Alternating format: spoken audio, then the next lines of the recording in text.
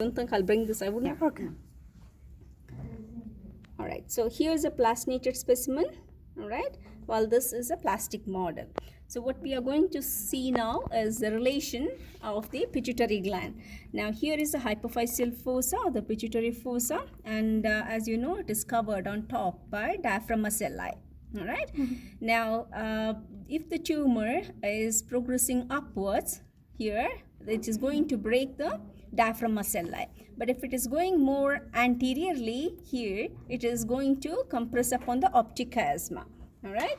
Now, if you let's look at this model here. So here you can see this is the optic nerve, and this is the location where you get to see the optic chiasma. Let's go back to this one here. So here you can see the various cranial nerves. Okay. So at this area, this side on the lateral aspect, we get to see the cavernous sinus. Now, and the internal carotid. Yeah, we see the internal carotid artery here. Okay, it's passing through the cavernous sinus, which means that when I say through the cavernous sinus, doesn't mean that it is filled with blood. Actually, it is separated by the endothelium of the cavernous sinus.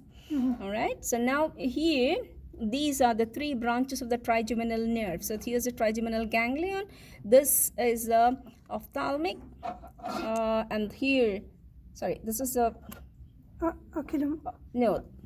here is the trigeminal ganglion. Okay, so this is the ophthalmic division of the trigeminal nerve. We have three divisions: ophthalmic, maxillary, and mandibular. Now, if you look at these openings here, so this opening of the mandibular nerve is very far away from the pituitary gland. So even if it's pituitary gland, the tumor is progressing laterally, it is not going to reach up till the mandibular nerve. Instead, it will compress upon all these nerves which are close by.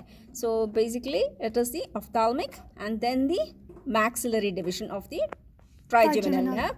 And apart from that, we have these nerves which are moving towards the eye, and as I told you before, these are the nerves which are controlling the movements of the eyeball. So we have in this it's very difficult to identify which is what. So basically we have the oculomotor, then we have the trochlear and the abducens. So these are the nerves which are passing from the superior orbital fissure. This is the superior orbital fissure here. Okay, and you can see them popping out from here, this one. Okay, yeah. So this is why if the tumor is progressing on the lateral aspect, is going to compress upon all these structures here except the mandibular division because it's far away. All right. Yeah. If the tumor is going posteriorly, here was the basilar artery. Now if you look at this artery, this is the vertebral artery. Continuation from so here this is the vertebral artery, okay, which is passing through the vertebral foramen here, foramen transversarium here, and then it comes here, and you can see it's going to merge here. It's been broken. It merges together to form one single branch. That is the basilar artery. Okay, and this is one of the reasons if the tumor is going posteriorly, inferiorly, in fact, I mean not posteriorly, yeah, here at this area, so it is going to compress upon the structure here, the basilar artery here. Inferiorly, it breaks this and goes down into the sinus. Okay, we have the air sinus below, the sphenoidal air sinus below. Again, superiorly, diaphragm ocelli. Okay, so here anteriorly we have the optic chiasm. Posteriorly we have the basilar artery.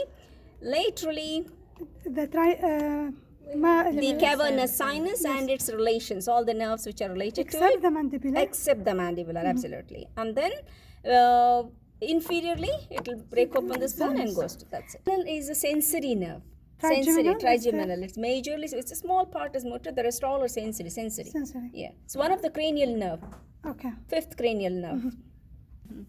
Okay, so. Okay, this is another model showing the basilar artery. This is the vertebral artery merging together to form the basilar artery. This is one of the reasons when the tumor is going posteriorly, it is going to compress upon these arteries. So they are the same model, but one has it's the same. Yeah, this is almost the same model, but one has the basilar artery and the other has so this is the basilar artery. Yeah, right.